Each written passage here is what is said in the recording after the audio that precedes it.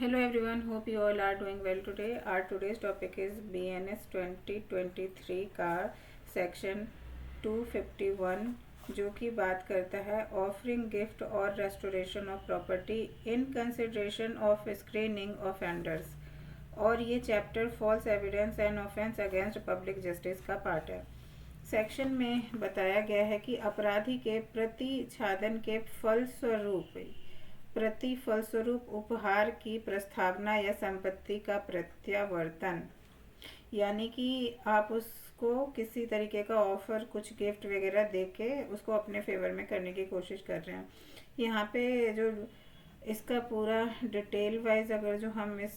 Section को read out करें तो कहता है सेक्शन की whoever gives or causes or offers to agrees to give or cause any gratification to any person or restore or causes the restoration of any property to any person in consideration of that person concealing an offence or of his screening any person from legal punishment for any offence or of his not proceeding against any person for the purpose of bringing him to legal punishment shall, if the offence is punishable with death, be punished with imprisonment of either description for a term which may extend to 7 years and shall also be liable to fine if the offence is punishable with imprisonment for life or with imprisonment which may extend to 10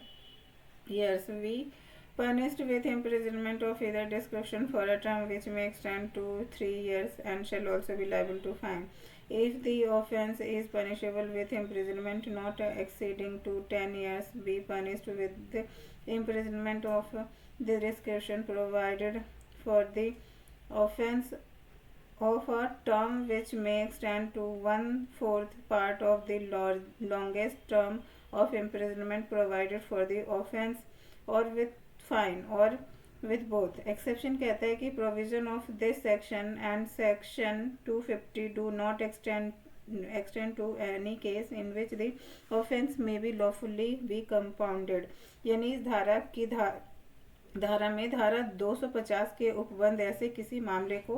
विस्तारित नहीं करेंगे जिसमें कि अपराध का विधिपूर्वक समन किया गया हो, यानी जिसमें अपराध को विधिपूर्वक पहले ही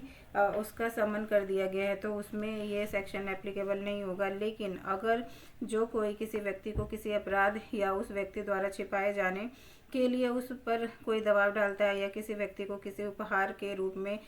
देने से के बाद उसे वैध जो दंड उसको मिलना है उससे बचाने की कोशिश करता है, और यदि किसी व्यक्ति को वैध दंड दिलाने की, यानी कि आप एविडेंस उसका एज अ विटनेस उसके अगेंस्ट बोल दो, बन जाओ, तो फिर ऐसे प्रयोजन के ऐसे उसके विरुद्ध किए जाने वाली कार्यवाही ना की जाने के लिए प्रति स्वरूप कोई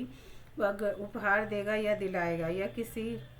या दिलाने की का प्रस्ताव भी रखेगा या कोई प्रॉमिस करेगा तो भी ये 251 में ही कंसिडर किया जाएगा। और सबसेक्शन इसका क्लॉजेस ए जो बात करता है कि यदि वह अपराध मृत्यु से दंडित था तो वह अपराध वह दोनों में से किसी भाष्य के कार्यवाही जिसकी जो इम्प्रिजनमेंट टर्म होगी वो 7 साल तक की हो सकेगी और जुर्माना या दोनों से लाइबल कराया जा सकता है। और बी सब क्लॉजेस में कह रहा है कि यदि वह अपराध आजीवन कारावास से या 10 वर्ष तक की कारावास से दंडनीय हो तो वह